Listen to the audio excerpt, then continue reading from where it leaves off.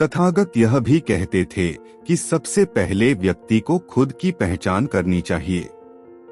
दूसरों की बजाय व्यक्ति खुद के बारे में ज्यादा जानता है। उनका मत था कि बुराई से घृणा करो, बुरे व्यक्ति से नहीं। एक बार की बात है, किसी गांव के पास बहती नदी के किनारे बुद्ध बैठे थे। किनारे पर पत्थरों की भरमार थी, पर छोटी सी वह नदी अपनी तरल धारा के कारण आगे बढ़ती ही जा रही थी। बुद्ध ने विचार किया कि यह छोटी सी नदी अपनी तरलता के कारण कितनों की प्यास बुझाती है, लेकिन भारी भरकम पत्थर एक ही स्थान पर पड़े रहते हैं और दूसरों के मार्ग में बाधक बनते रहते हैं। इस घटना की सीख यह है कि दूसरों के रास्ते में रोड़े अटकाने वाले खुद कभी आगे नहीं बढ़ पाते, परंतु जो दूसरों को सद्भाव और स्नेह देता है वह स्वयं भी आगे बढ़ जाता है। बुद्ध ऐसे ही विचारों में मगन थे कि तभी उन्होंने ग्रामीणों की एक भीड़ को अपनी ओर आते देखा। बड़ा शोर था और लोग किसी युवती के प्रति अपशब्द बोल रहे थे।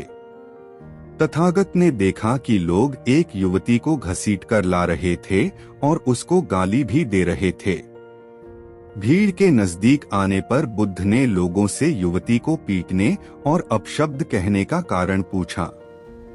लोगों ने कहा कि यह स्त्री व्यभिचारी हैं और हमारे समाज का नियम है कि यदि व्यभिचारी स्त्री पकड़ी जाए तो उसे पत्थरों से कुचलकर मार डालना चाहिए।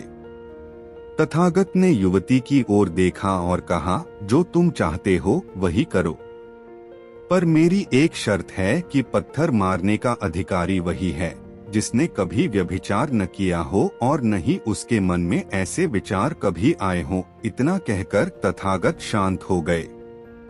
चारों ओर मौन था। कुछ समय बाद लोगों की भीड़ मन में पश्चाताप का भाव लिए हुए वहां से विदा हो गई। इस घटना से यही सत्य उभरता है कि हम खुद अपने प्रति न्याय कर सकते हैं, दूसरों के प्रति नहीं, क्योंकि हमारी जानकारी दूसरों के विषय में अधूरी होती है। यदि हम किसी के प्रति न्याय करना चाहते हैं तो उसे ऐसा प्यार और स्नेह मिलना चाहिए कि खुद ही अपने दोषों को स्वीकार कर ले और उन्हें पुनः न दोहराने का व्रत ले।